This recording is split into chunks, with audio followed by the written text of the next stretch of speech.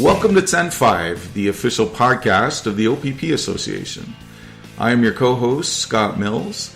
Our co-host, Emily Brown, is unfortunately not able to join us today, but she will be doing all of the editing and production on this episode. And we always appreciate everything Emily does to support the podcast and so much more. And for those new listeners, the OPP Association represents the more than 10,000 members of the Ontario Provincial Police in Canada. And our members are at the heart of everything we do, and they are our greatest strength. We're dedicated to keeping our members and the public informed about key issues that impact policing across Ontario. And today, we've got a couple of special guests here. I'm pretty excited about it, and I'm glad they joined us.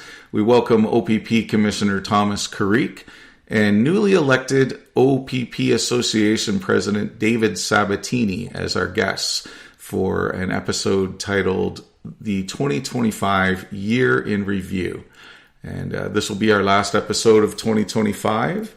It's actually our 144th episode since we launched the podcast in June of 2021. So listen on if you're interested in topics of benefits bargaining, collective agreement bargaining. Our contract is ending December 31st, 2026. Return to work policy, the status of the OPP's service delivery model, training facility updates, aviation expansion, new technologies for body-worn cameras, digital notes, and occurrence reporting, and offender management apprehension program. Some information from the OPP's recent testimony on bail and sentencing reform, which has been predominant in the news of late. Welcome, Commissioner, and welcome, David. Thank you very much, Scott. It's hard to believe another year has passed. I really appreciate the opportunity to be here with you and David. And right off the top, congratulations to David on being named the OPP Association President. Congratulations, David. Thank you very much, Commissioner. It's much appreciated. And thanks, Scott, for arranging this episode again. And thanks, Commissioner, for taking the time out of your busy schedule to be here with us today. Well, as I stated, we are honored to have both of you as guests here. And we've assembled some questions to ask each of you based on topics that each of you have suggested would be of interest to both of you and our listeners. And we look forward to a great discussion today. So, Commissioner, I am going to throw it over to you first to discuss an item that is prominent in the media in 2025 and that is, in a nutshell, quote-unquote, bail reform. But in reality, it is much, much more. And I know you have been testifying, advocating behind the scenes, and also publicly.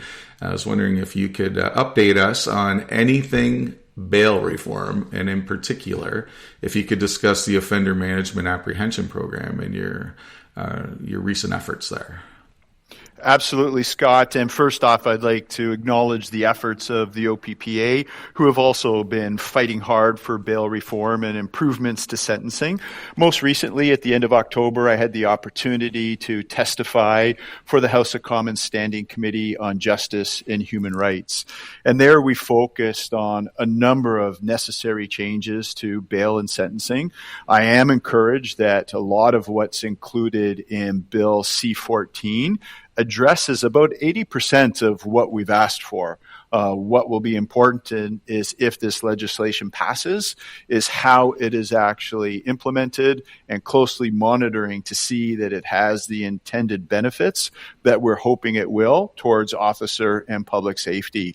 It has been informed by a lot of the advocacy that we've undertaken through the Canadian Association of Chiefs of Police, and in particular, a letter that we wrote to then the newly elected Prime Minister back in May, where we highlighted 9 very specific things as it relates to bail and sentencing. And in fact, we've recently posted that, or will be posting that on the intranet for all of our members to be able to see the ongoing advocacy that we continue to champion.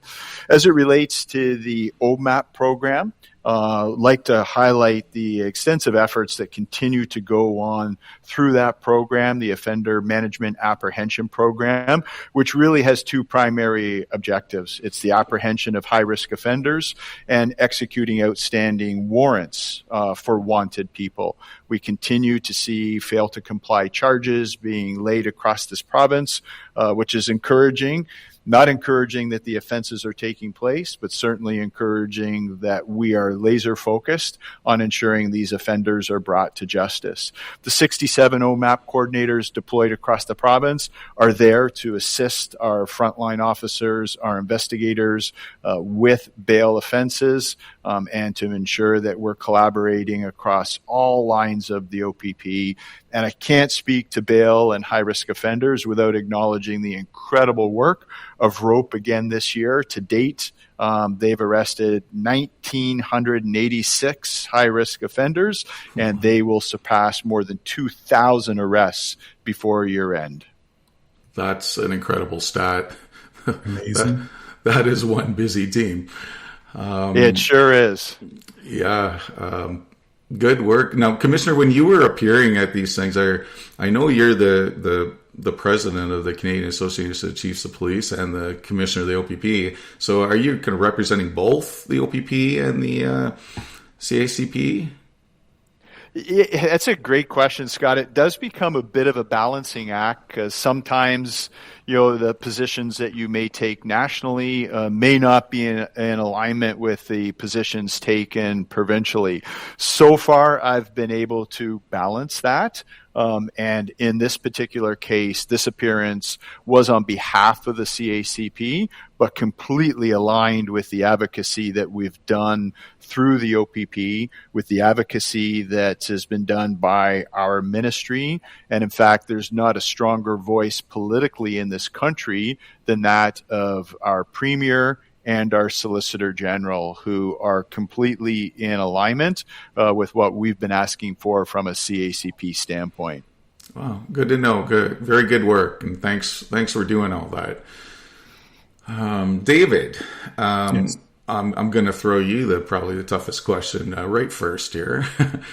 Can you give us an update on the benefits transfer agreement and kind of maybe give it a framework about what exactly you're doing for benefits updates with for the members here of the OPPA?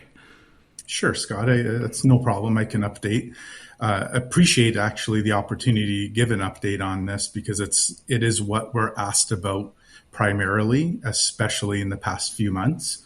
As everyone knows, when we wrapped up contract negotiations in July of 2024, we left without bargaining benefits. We felt the need at the time to get our membership the across-the-board salary increases, which came with retro, and among other items, frontline premium for sworn and PCC members, and some special adjustments for specific civilian positions. The intention was to move into benefit enhancements immediately into that form of negotiations, but unfortunately, due to certain factors, we were delayed, which brings us to now. And I can update that things have progressed quickly over the past month, and we're getting closer to an agreement. Our hope is to have an announcement before year's end for our membership. That's the pressure we've put on ourselves, that we want this wrapped up before year's end and hopefully be able to make a significant announcement to our membership by then. So fingers crossed, and we're working hard behind the scenes to wrap this up. Well, that statement's probably going to get us a lot of clicks on this podcast, David.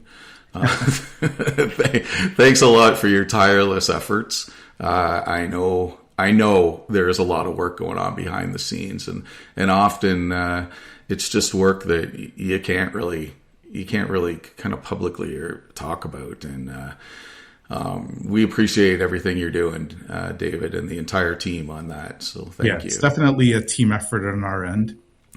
Yeah. So, Commissioner, I'm going to throw it back to you here. I was wondering if you could tell us about what the service delivery model is, because in our world here, we hear a lot of this. And provide us with an overview of the OPP's service delivery model and any updates on that. Yeah, thank you very much, Scott. Essentially, the service delivery model is a way of being able to quantify the number of officers we need across the province to deliver adequate and effective policing, which is my legislative responsibility under the Community Safety and Policing Act. It has netted us a substantial amount of growth across field over the last number of years. In fact, over the last 5 years, we've added over 1,100 growth positions, frontline positions, in field across this province. Over the last year alone, we hired 553 officers. 468 of them were new recruits. 85 of them were EPOs that are now in our detachments. The service delivery model allows us to evaluate when we need to increase our staffing, taking into account all of the detractors. So we know how many hours of holidays everybody gets every year. We know the average number of sick hours that people have to rely upon to deal with sickness. We know how many hours we spend doing annual training. So all of that is taken into consideration, along with the workload that our officers are balancing, how much time they're spending responding to calls, how much time on administrative duties, how much time on proactive duties, and how much time is left for community engagement. And lastly is our response ratio, how available we are to respond to priority calls. All of that helps us determine how many officers we need, and we're seeing substantial results in the detachments where we have had the opportunity to fully implement the service delivery model. I'm very encouraged to see the net benefit to our officers for having increased time for proactive policing. There's been a decrease in sick time. There's been a decrease in the reliance of overtime necessary for staffing shortages. So we look forward to continuing to roll that out across the province. Well, thanks for that, Commissioner. That sounds like the whole staffing issue is heading in the right direction as well. So some more good news that happened in 2025, and I'm sure will continue on into 2026. So, yeah, David, that's very encouraging information. Mm-hmm. So, David, we're going to go back to you with this one. Okay. This will be the second hardest question. The current OPPA uniform and civilian collective agreements expire on December 31st, 2026. Can you give us a brief overview of the collective bargaining process? Because I don't think a lot of people quite understand how intricate that is, and provide us with an update on the status of bargaining at present. Sure. As in the past, Scott, when we move into bargaining, we will send a survey out to the membership to get an idea of what their priorities are. We've done this for the past 10 years that I've been on the board. We are committed to try and achieve enhancements that are in line with what members are seeking and keeping us competitive with other major police services in Ontario. In fact, I'd go one step further and say making us the number one service in Ontario when it comes to salary and benefits. That is always our goal. After the results of the survey are reviewed, as a committee, we will develop a game plan to move forward. This will include getting to the table with the employer sooner rather than later to bargain an agreement that we can bring to the members to ratify before the end of this current contract. It's our goal to seamlessly roll from one contract to another without any concerns about retro payments. That hasn't always been the case in the past, and we are very determined this go around to get through bargaining and get a ratification before the end of this contract. We're committed to keeping the membership up to date as we move forward. We realize we can do a better job with communicating to the membership, and that'll be another goal and priority for us is throughout this process to keep the membership in the know as much as we can. Well, thanks, David. Definitely lots of work ahead for everyone in 2026, for sure. I'm going to lighten it up a little bit here because I think this is really interesting. Commissioner, Can you give us an update on OPP Aviation Expansion? That sounds exciting. It is very exciting. We're seeing our capacity as it relates to aviation rapidly expanding. Just last week, we took delivery of our new Pilatus PC-24 jet, which will be operational over the next number of months, and obviously greatly reduce the amount of time it takes to get around the province by being able to rely upon the jet if we need to move tactical members, investigators, whatever the operational need is. We'll be able to get our people where they need to be much quicker. We're also seeing a rapid expansion of our helicopters. Right now, we're about to take delivery of the first of a number of new helicopters coming into the OPP. The ones that we will see operationalized in 2026 is going to be a helicopter stationed in Thunder Bay to service Northwest Region. We will see a helicopter stationed in East Region, which will assist Ottawa Police, but also obviously the surrounding area of East Region. So it will be a shared asset operated and owned by the OPP. We're currently planning to expand aviation capabilities in West Region as well through the addition of additional helicopters, which we'll be able to share more about in the coming few months. So very exciting time for our aviation program. Well, that sounds like all good news. Congratulations on landing all that. Thanks, Scott.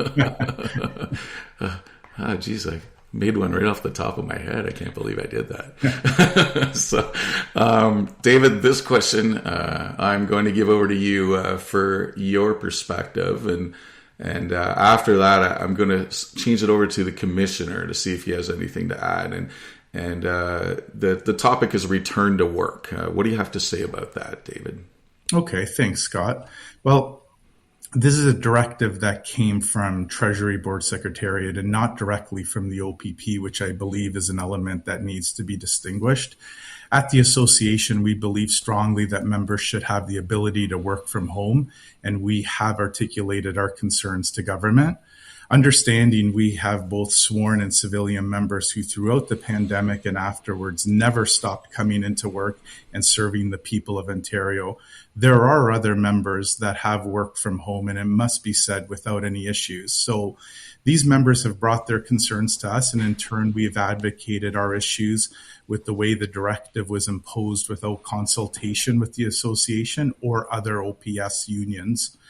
Our members have been requesting alternative work arrangement agreements, as that is the requirement brought forward by TBS. So moving forward, we will assist any members as requests if they are denied, in fact. So if any members are denied their AWAs, we'll try to assist them. But this is where it stands right now. And as of January 5th, I believe it is, members are expected back 5 days a week. Thanks for that update, David. Commissioner, anything to add on return to work policy and procedures? The only thing I would add is concurrence with David.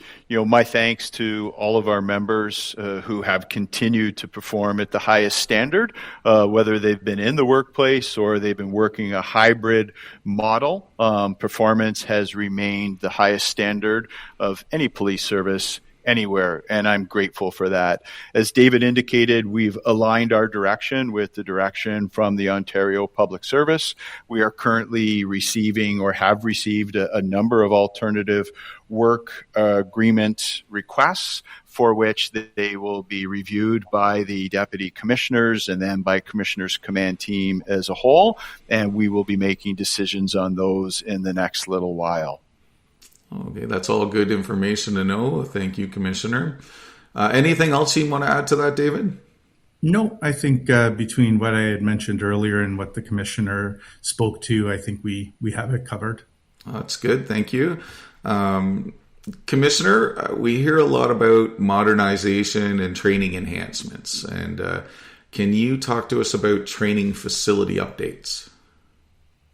Oh, I would love to talk to you about training facility updates. It's an exciting time here at GHQ and across all of our jurisdictions who will eventually benefit from a new Provincial Police Academy here across the road at the Huronia Center. We have received all the necessary approvals to start with the demolition of buildings across the road. We're well into the planning for a new training center. Right now, we're estimating that it will be somewhere in the neighborhood of about 525,000 square feet. And it will be a training center that will provide our people with the proper space that they have long needed and waited for. And it's going to be a game changer for us in being able to deliver the best possible training from the time new members of the OPP walk through the door to our specialized and senior and leadership training. It's a real exciting time, and we're looking forward to the project progressing over the next few years. Well, that does sound quite exciting, Commissioner. You're just full of good news here. Santa's coming earlier. And it's on a beautiful piece of land also. Oh, that's amazing. I'm excited about that. Commissioner, I'm just going to change the topic here. This one's not going to be as fun, but it's definitely very important, and I want to touch on police memorials for the moment.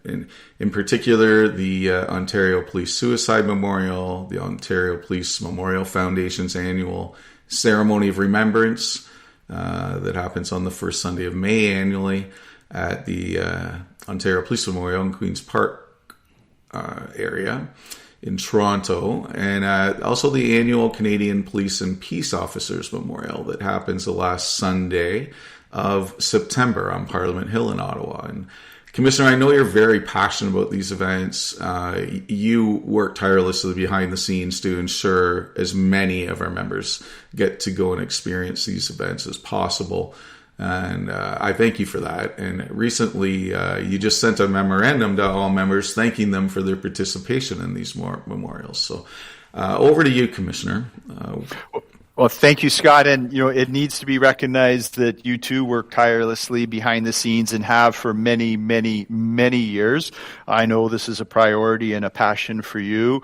And every year I am so proud by the representation of the OPPA, one of the very few associations, in fact, the only one I know that shows up in uniform each and every year to proudly represent our fallen officers. We were recently speaking with all the detachment commanders and our senior leadership and, had the discussion of, can you just imagine the impact if one or two members from every single detachment across this province, every single unit, every bureau could find the time to get to these 2 or 3 memorials, the Provincial Memorial in May, the Suicide Memorial in June, and the National Memorial in September. We would have the greatest presence of any police service in this country, and I think our fallen members and their families deserve nothing less. So I'm really hoping that we'll continue to see increased participation so we can stand strongly in solidarity to support each other, to remember the fallen, and to support the members who miss them absolutely every day. Well stated, Commissioner. Thank you for the acknowledgement. It's a big team effort behind the scenes on all of these memorials, and I'm very proud to participate in all of them and help out behind the scenes. So thanks for that acknowledgement. And David, I understand that there is some funding provided by the OPPA to attend these events. And I believe the Senior Officers Association has some too, but can you explain how our OPPA Association works for that? Sure. Yep. Thanks, Scott. Each of these 3 memorials are extremely important to the association and its membership. We as a board attend all 3 memorials, the Canadian Police and Peace Officers Memorial, the Ontario Police Memorial Foundation's Ceremony of Remembrance, and now also the Ontario Police Suicide Memorial. Any member can go to the OPPA website and complete the form before the memorial they would like to attend. We provide up to $300 for their expenses per year. We encourage our members to attend to show respect to members from the OPP and all services. Attendance means so much to the families. The impact attending these memorials is difficult to explain. It makes a heartfelt impression when you're there standing side by side with your colleagues, honoring those who have fallen and sacrificed everything. I encourage all sworn and civilian members to attend each of these memorials, minimally once in your career, but annually if possible. Again, your presence for the families is extremely impactful. I agree, David, and thanks for providing that funding. It's definitely I've taken my family many years. It's not it is quite an expense. So to have some funding for it is very nice. So thank you for that. And if anyone out there has any questions about these memorials, how it works, what goes on, all the things you think about when you're going to travel to something like this, feel free you can email me at communications@oppa.ca. I'm a part of all three memorials in some part of capacity, and I can get you the answers you need or get you in touch with the people you need. So, Commissioner, I'd like to ask you about any new technologies that might be coming our way in relation to body-worn cameras, because we often get asked about those, and as well like digital notebooks, stuff like that. I was wondering if you could maybe explain something like that to us.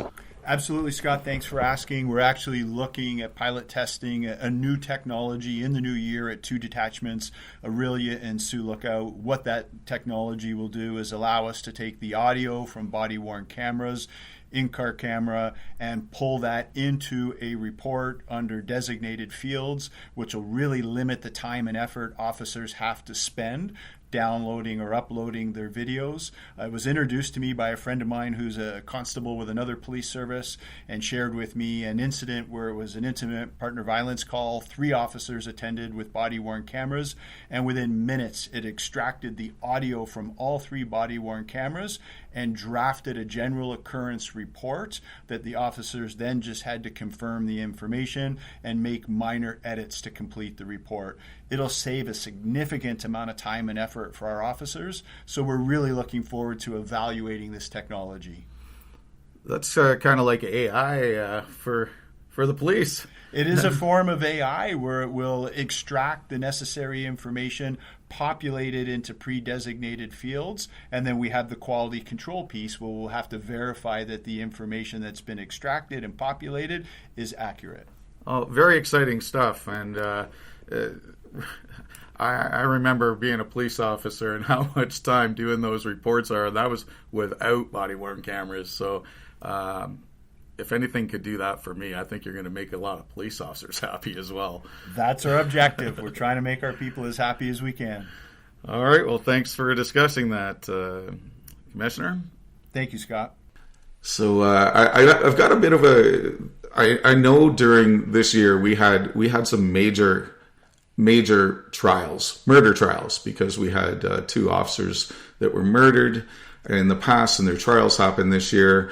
And David, we saw graphic body-worn camera evidence being released publicly. And I know at the time the membership and the OPPA board were quite concerned about that. And can you briefly touch upon that, what our concerns are? Sure, Scott. That evidence was very traumatic for our members and their families. I was actually sitting in the courtroom in Cayuga with Provincial Constable Greg Prashala's family when that video was shown for the first time in the trial. The raw emotion in that moment, I'll never forget. If that was your family member or friend, imagine the impact. I can't even put into words what those family and friends must have felt that day in that moment. Our position is that there needs to be careful consideration of any public release of trauma-inducing evidence from body-worn cameras, and we strongly suggest parameters for the public release of any graphic evidence. I couldn't agree with you more. And also, it was in the Sergeant Eric Mueller trial. We again had very graphic, traumatic evidence from body-worn cameras released, and our thoughts are with both the Purchala and Mueller families that had to endure that. And I personally sincerely hope that some parameters are put around this, because the amount of emails that we received from our members that were just very, very upset that was released publicly. 100%. It was. I couldn't believe how many, and it was hard. So, thanks for that, David. And Commissioner, I know you were quite upset too about the release of graphic body-worn camera evidence. And can you comment on your wishes for the public release of evidence like this? Most definitely, and thanks for bringing this important topic forward. I share your concerns, and I am aligned with how it should be dealt with as it moves forward. I think it demands careful consideration of the courts. I do believe there are ways, much less damaging ways, that evidence of this nature can be introduced to the court before the trier of fact, before the jury, to allow for the evidence to be ruled on without it having to be released publicly and re-traumatizing families and traumatizing police officers right across this country. Any police officer's family that had occasion to view that body-worn camera footage will have been negatively impacted by that. And I think we can accomplish the goal of a successful prosecution while putting some consideration to how best to enter that into evidence. And on a more positive note, we had the opportunity just last week at the Accolade Awards to recognize the investigative and prosecutional teams for both cases, for the murder of Provincial Constable Greg Purchala and the murder of Sergeant Eric Mueller, along with the attempt murder of Mark Lozon and Frank Gamesh Aslan. And it was an honor for me to be able to recognize the incredible efforts of our investigators and the prosecutional teams that brought justice to both of these matters. Well stated, gentlemen. Anything you need from me to write up, send, do whatever, I'm all in. That was hard. And so thank you, Commissioner, and thank you, David, for addressing that. And we're getting near the end of the episode, and you're probably happy that I'm running out of questions. But Commissioner, can you tell us what your priorities are for 2026? Your new, you could even include some New Year's wishes in there if you want. Yeah, absolutely. My New Year's wish is for the continued health and safety of our members. That is always my number one priority. As it relates to operationally, what I'm hoping to see us continue to accomplish in 2026. We started our conversation talking about service delivery model. And as we continue to see the benefits of that in the 5 detachments where it's been fully implemented, we've seen a 102% increase in proactive patrols. We've seen a 45% increase in traffic stops. And I'm hoping that, now that we have some improved operational availability of our front line, that we will have more time to engage in more proactive policing duties, to focus on the big 4, commercial motor vehicle enforcement, and also criminal detection through traffic enforcement. I'm really hopeful that this will also allow us additional opportunity for enforcement of bail conditions and the apprehension of wanted offenders. We will be focused on improving our data. It's important that we have accurate data so we can make both strategic and operational decisions, and that relies on accurate UCR coding and accurate DAR reporting.